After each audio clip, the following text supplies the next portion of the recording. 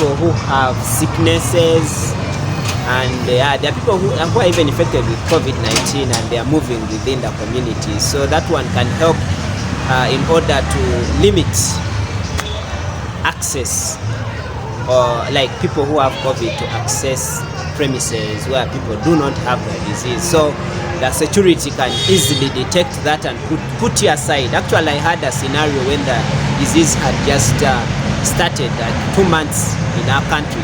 So I went to a hotel, and the security man, I was driving obviously. I was driving, but I was driving when the car windows were up. Like I had no access, like I put the car windows up, and it was hot. It was a very hot day. So when I parked the vehicle, I just moved out and went to the door to get screened. My temperature was very high, and the security man told me that he would not allow me to access their premises because the gun had registered something about me that was suspicious. But obviously, because it was a hot day, that's the reason why my temperature was very high. I had to go aside and wait. After like 15 minutes, my body temperature had normalized, and I was screened again, and I accessed the place. So that's where I would come to ask, is it scientific or not? To some extent it is, because I'm also doubting why at first my body temperature was not normal. Yes, it was because of the heat I was in, but the temperature, the gun read like it was very high.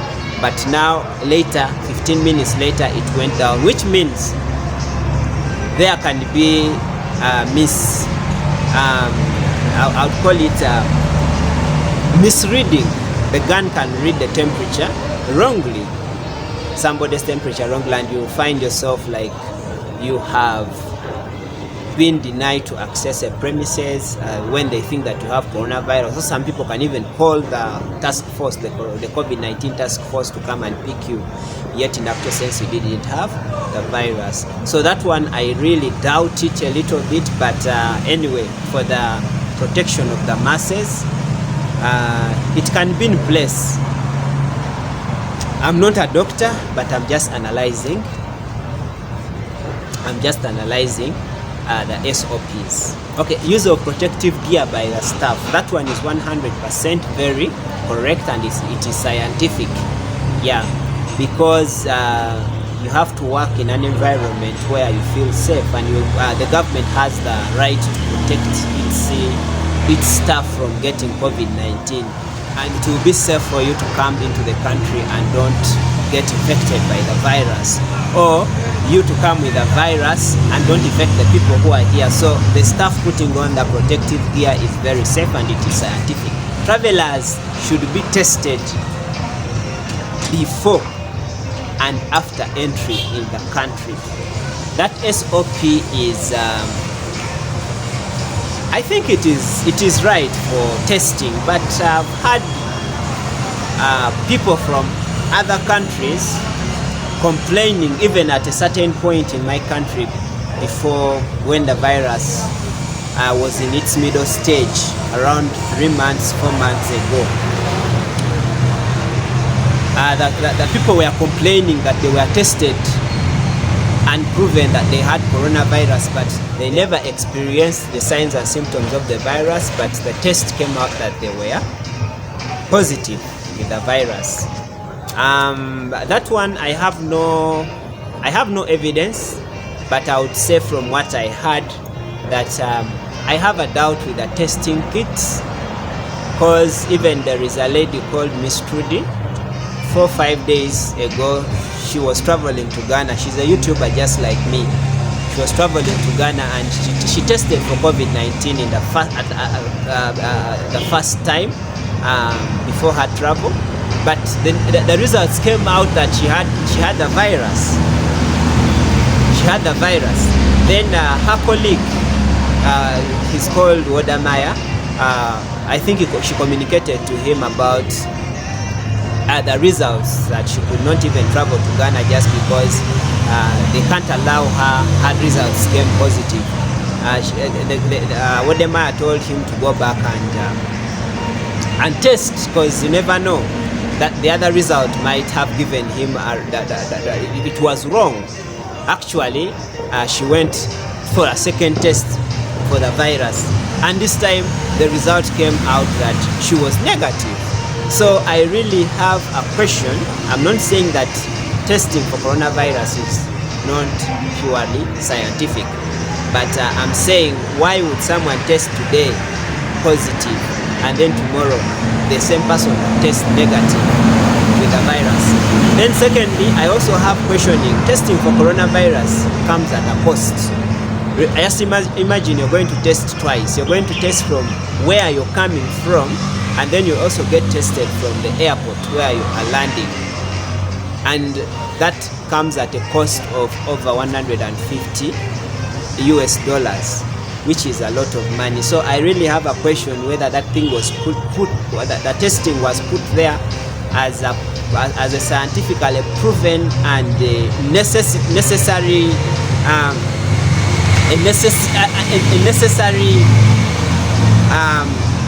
SOP, or it was put there for money like income generation taxes, or to increase taxes at airports across the world. I'm not talking about Entebbe airport alone.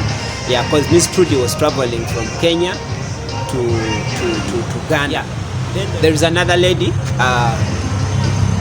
She stays in Ghana, but she's born in Scotland, that is England, in UK, United Kingdom. She was traveling from, I think the pandemic found her when she had traveled to England.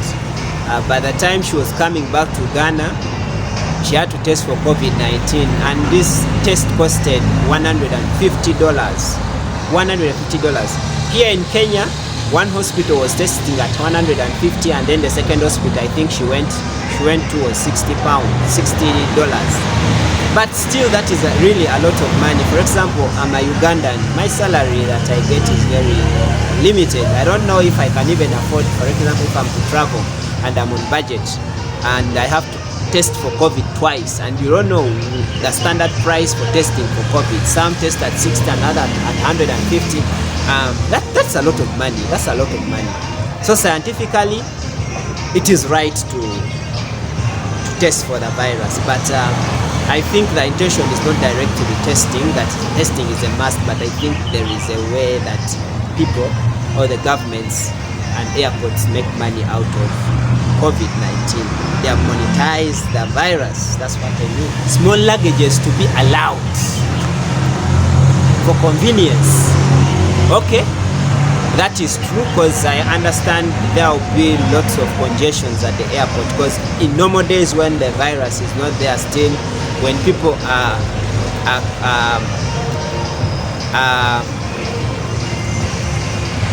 coming to the custom, like from the plane, when people have landed and are coming to be cleared at the customs and the entry points, the migration, there is always a congestion, because some planes carry very many people. So I understand that, and there is also a waiting time for the luggage. So I support it, because if you carry little luggage, it will be convenient to the airport. In order your clearance will be easy. So I really support that SOP. I'm not saying that it's purely scientific, but just to reduce on congestion at the airport, it would work. All waiting lounges to be regularly disinfected. Obviously that is very correct, but just like the seats and the trails, disinfecting of the seats and the trails is the same as the waiting lounges to be disinfected. I think if somebody has the virus, that's before they get tested, and he or she is amongst people sitting at the lounge waiting for that test to be done. I think the virus can easily travel, or can easily people can easily get infected by the virus within that premises, even if it is disinfected or the lounge is disinfected. So I'm not agreeing with it being purely scientific. Air conditioning is that one is vital because the air is got from outside, like the conditioner or the air conditioner, the air is trapped from outside and then released inside. So it's very easy to attract the virus through the air conditioning. So if the government is saying that they are going to remove the air conditioning at the airport, that one is very sensible. It's understanding that they should do that. And is it purely scientific? Yes, it is, because it will reduce on the spread of the virus. Then the last three, which is changing the laws from touchable to untouchable, like automatic or sensor doors, that one is scientific because it will help to reduce the too many touches of the places, like travelers touching the door. Everyone will access the toilet, you need to touch that, like touch the door handle. That one will be reduced. Yeah, so even the opening of the tap, if it is changed to sensor